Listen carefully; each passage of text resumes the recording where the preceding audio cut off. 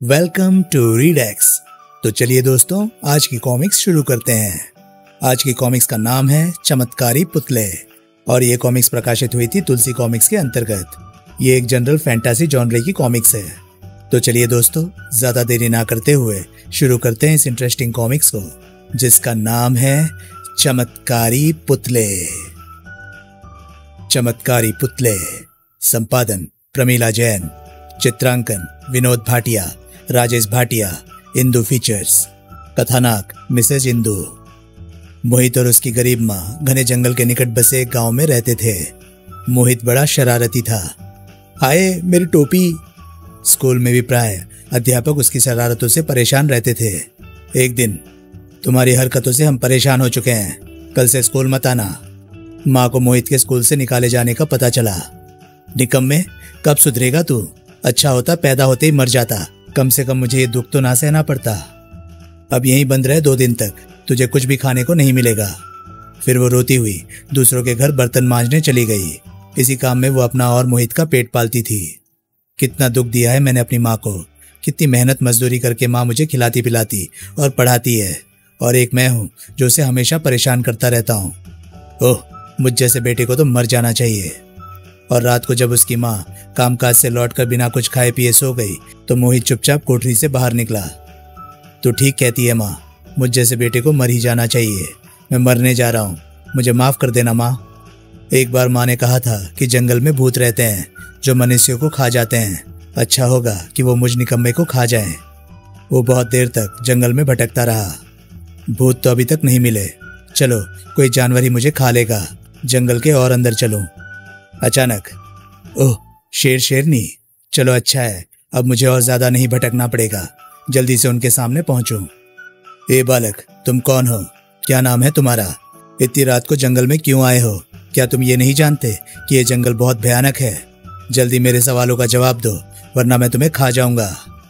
जवाब नहीं देते तुम मरो। मैं तो चाहता ही ये हूं। ठहरिए महाराज, तुमने मुझे क्यों रोका? जल्दबाजी से काम लेना उचित नहीं। न जाने क्यों मुझे ये बालक बड़ा अच्छा लग रहा है। फिर ये मेरे सवालों का जवाब क्यों नहीं देता? जरूर कोई बात है स्वामी, जिसे ये बताना नहीं चाहता और जानबूझकर मरना चाहता है। आप ठहरिए, मैं पूछती हूँ। ए प्यारे बालक, तुम कौन हो और क्यों इस भयानक जंगल में मौत को हथेली में लिए फिर रहे हो? क्या तुम्हें कोई कष्ट है? शेरनी रानी, मेरा नाम मोहित है। मैं इस भयानक जंगल में मरने के लिए आया हूँ। अच्छा होगा कि आप ही मुझे खा लें। लेकिन तुम मरना क्यों चाहते हो? मैंने अपनी माँ को बहुत दुख दिए हैं। तो ये बात है। आज मेरी माँ ने मुझसे प्यार तक नहीं किया। अब तुम ही बताओ, मुझ जैसे नालायक लड़के को मर जाना चाहिए कि नहीं? ओह, माँ के गुस्से का बुरा नहीं मानते। जाओ मोहित, घर लौट जाओ। तुम्हारी माँ तुम्हें घर पर ना पाकर बहुत दुखी हो रही होगी। नहीं शेरनी रानी, मैं अब अपने घर वापस नहीं जाऊंगा। क्यों? मेरी माँ बहुत गरीब है। अब या तो मैं मर जाऊंगा या फिर तभी घर वापस जाऊंगा जब मेरे पास ढेर सारा धन होगा, ताकि माँ को कोई काम न करना पड़े। मगर इस जंगल में तुम्हें धन कहाँ से मिलेगा? ये मैं नहीं जानता, पर यह मेरा अटल फैसला है।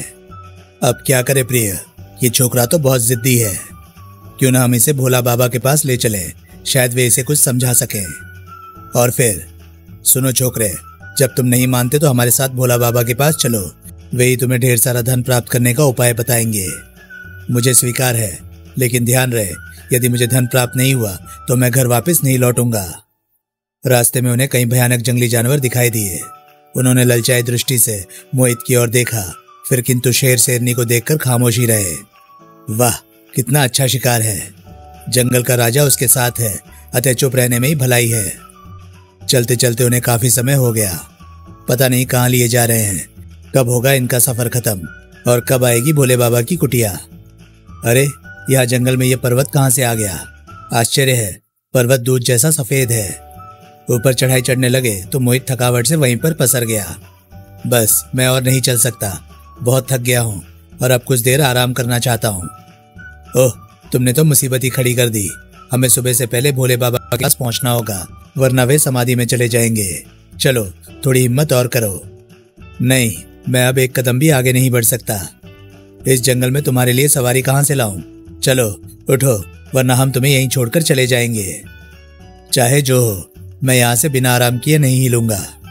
तुम मरो यहीं हम चलते हैं। चलो रानी। क्रोधित ना हो वनराज, ये भोला बालक वास्तव में थक गया है। तो तुम ही बताओ रानी, आखिर मैं क्या करूं? कहां से लाऊं इसके लिए सवारी? क्यों ना आप इसे अपनी पीठ पर बिठा ले वनराज। क्या? ये तुम क्या कह रही हो रानी? जंगल के दूसरे जानवर देखेंगे तो क्या कहेंगे? कोई नहीं देखेगा। फिर अब तो पहाड़ आरंभ हो चुके हैं और इस तरफ कोई जानवर आता भी नहीं। नहीं नहीं, ये मुझसे ना होगा। इस झंझट में मुझे ना फंसाओ। लेकिन शेर आखिर मजबूर हो गया। चलो मेरे बाप, बैठो मेरी पीठ पर। तुम्हारे लिए अब मुझे गधा बनना ही पड़ेगा। वाह वनराज, आप कितने अच्छे हैं। संभल कर बैठना छोकरे, यदि गिर गए तो हड्डियों का भी पता नहीं चलेगा। चिंता ना करें वनराज, मैं कसकर आपके बाल पकड़े हुए हूँ। शीघ्र ही शेरनी उस पर्वत को पार करके एक हरे भरे सुंदर से मैदान में पहुंच गए। वाह, कितनी मनोरम जगह है। अरे ये कुटिया कैसी? कहीं इनके भोले बाबा इसी कुटिया में तो नहीं रहते? क्या यही तुम्हारे भोले बाबा की कुटिया है? हाँ, अब उतरो और भीतर चलो और देखो, बाबा को प्रणाम करना ना भूलना। कुटिया के अंदर, ओह, बाबा का स्वरूप कितना भयानक है। शायद भगवान का नाम ले रहे हैं। प्रणाम भोले बाबा। भोले बाबा ने तुरंत अपनी आंखें खोली और अपने सामने एक बालक को खड़े देखकर आश्चर्यचकित हो उठे।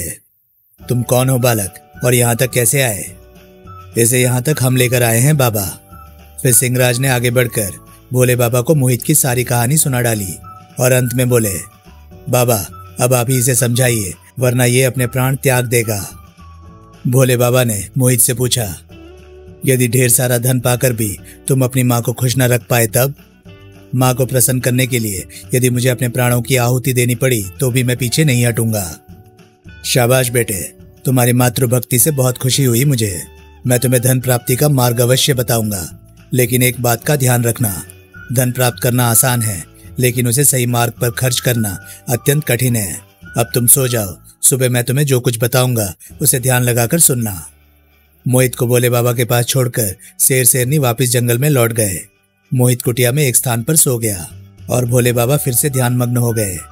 अगले दिन सुबह भोले बाबा ने मोहित को फल फूल का नाश्ता करवाया और फिर उसे 3 पुतले देते हुए कहा, मोहित बेटे, ये 3 पुतले अपने पास रखो। ये तुम्हारा एक एक काम करेंगे।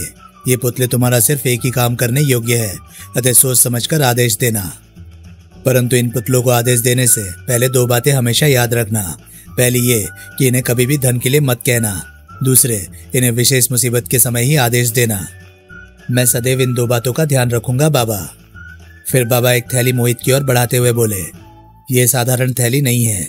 इस थैली में चाहे तुम कितनी चीजें डाल दो तब भी ये नहीं भरेगी, अतः धन रखने के लिए ये तुम्हारे बहुत काम आएगी। वाह बाबा। अब तुम एक काम करो, सामने जो दूध की नदी बहती दिखाई दे रही है उसके किनारे किनारे आगे बढ़ते चले जाओ। चलते चलते तुम एक ऐसे देश में पहुंच जाओगे जहाँ धन ही धन होगा और न जाने क्या क्या होगा। लेकिन फिर कुछ रुककर बाबा बोले, परंतु ये ध्यान रखना कि वहां पर एक जालिम राजा राज करता है। वहां तुम इन पुतलों की मदद से जितना धन चाहो इस जादू की थैली में भरवा लेना। अब मुझे चलने की आज्ञा दीजिए बाबा। ईश्वर तुम्हारी यात्रा सफल करे। फिर वो भोले बाबा से विदा लेकर दूध की नदी के किनारे किनारे चल पड़ा। वो चलता चला गया। चलते चलते उसे भूख अथवा प्यास लगती तो वो दूध वाली नदी से दूध जैसा पानी पी लेता। न जाने उस जैसे पानी में क्या विशेष बात थी कि मोहित को उसके पीने के बाद देर तक भूख प्यास अथवा थकावट महसूस नहीं होती थी। वाह, कितना अद्भुत नगर है। लेकिन जैसे वो देश के भीतर प्रविष्ट हुआ, बहुत सारे सिपाहियों ने उसे चारों तरफ से घेर लिया। हे छोकरे, ठहरो। अरे बाप रे, सिर मुंडाते ही ओले पड़े। कहाँ घुसे चले आ रहे हो? सैनिकों ने उसके पास जो कुछ भी था सब छीन लिया और उसे पकड़कर एक तरफ ले जाने लगे। अरे रे रे, छोड़ो मुझे, कहाँ ले जा रहे हो? आखिर मेरा कसूर क्या है? हम तुम्हें राजा के पास ले जा रहे हैं। क्या तुम नहीं जानते, इस राज्य में बिना आज्ञा प्रवेश करना अपराध है। मोहित को मजबूर होकर उनके साथ चलना पड़ा। वहां के लोगों के चेहरों पर एक विचित्र सी उदासी छाई हुई थी। सब लोग मशीनी अंदाज में काम कर रहे थे। कोई भी खुश दिखाई नहीं दे रहा था। चारों तरफ सैनिक ही सैनिक दिखाई दे रहे थे जो उन लोगों से जबरदस्ती कार्य करवा रहे थे।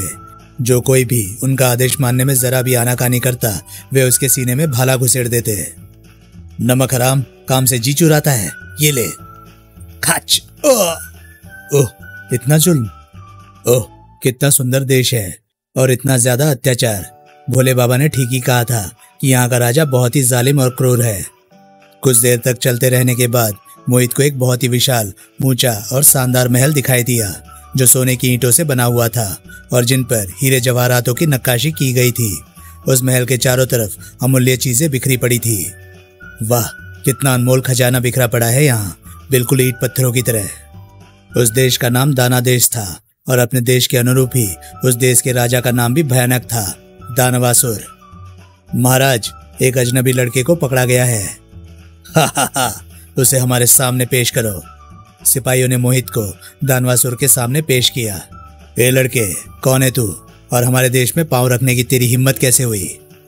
महाराज, मैं यहाँ धन की प्राप्ति के लिए आया हूँ। फिर मोहित ने सारा किस्सा सुनाया। सब कुछ सुनकर वो क्रोधित हो उठा। क्या कहा? भोला बाबा, उस बेवकूफ बुड्ढे ने भेजा है तुझे? उफ, एक दिन उस मूर्ख को मैं कच्चा खा जाऊंगा। कमबख्त ने बड़ा परेशान कर रखा है मुझे। दानवराज की भयानक गर्जना से महल की ईंट ईंट कांप उठी।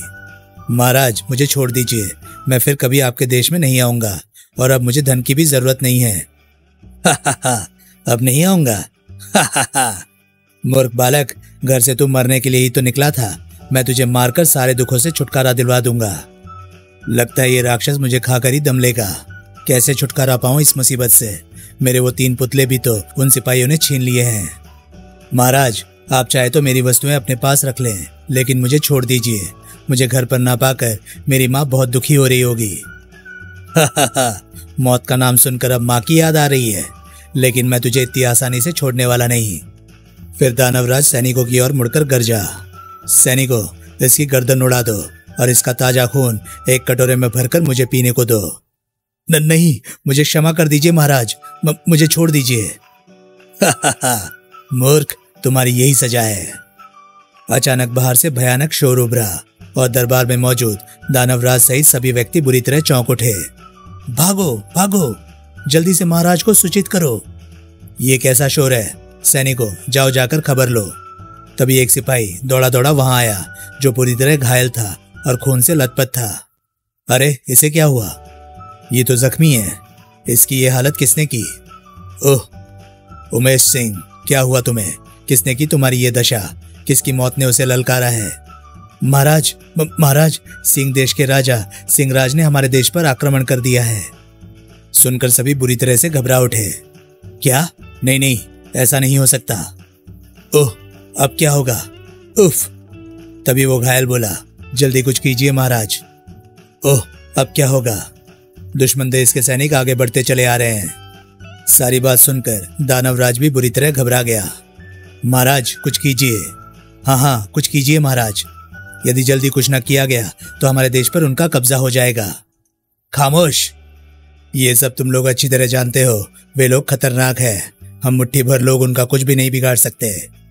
तो क्या हम हथियार डाल दें और अपने आप को उनके हवाले कर दें? क्या उनकी गुलामी स्वीकार कर लें? ऐसा करने पर भी तो वे हमें जिंदा नहीं छोड़ेंगे, बल्कि वे हमें सिंहों का आहार बना देंगे। यही तो मेरी समझ में नहीं आ रहा है कि क्या करें। ठहरो, कुछ सोचने दो। मोहित सब कुछ सुन और देख रहा था। इस हालत में सभी बुरी तरह घबराए हुए थे। वो तुरंत बोल उठा, महाराज, मैं आपके दुश्मनों का अकेले ही सफाया कर सकता हूँ। क्या कह रहे हो तुम? मूर्ख, तुम जानते हो कि तुम क्या कह रहे हो? जब हमारे हजारों सैनिक उनका कुछ नहीं बिगाड़ पाए तो भला तुम अकेले?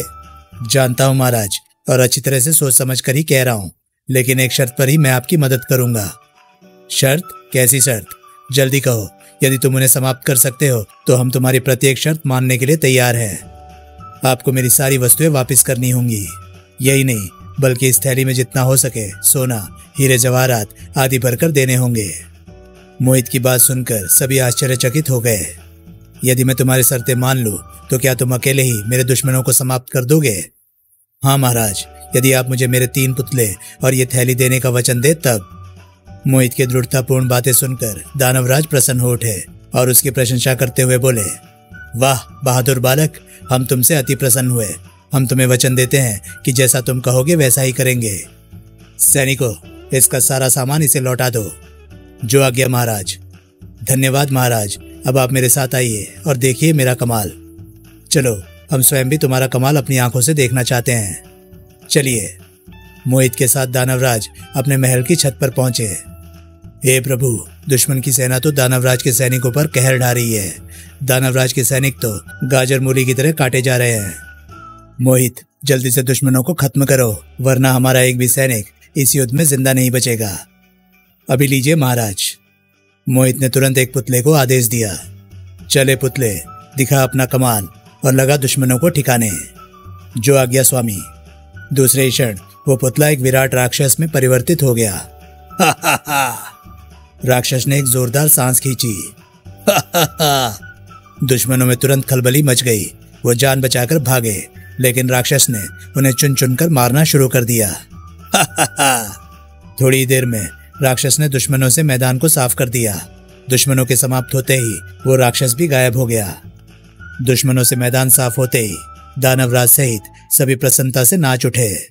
शाबाश मोहित, तुमने तो वास्तव में कमाल कर दिया। तो फिर भरिए मेरी थैली और निभाइए अपना वचन। हाँ हाँ जरूर, चलो। दानवराज मोहित को लेकर निकट की ही एक घाटी में पहुंचा। देखो कितना खजाना है यहाँ, जितना चाहो भर लो अपनी थैली में।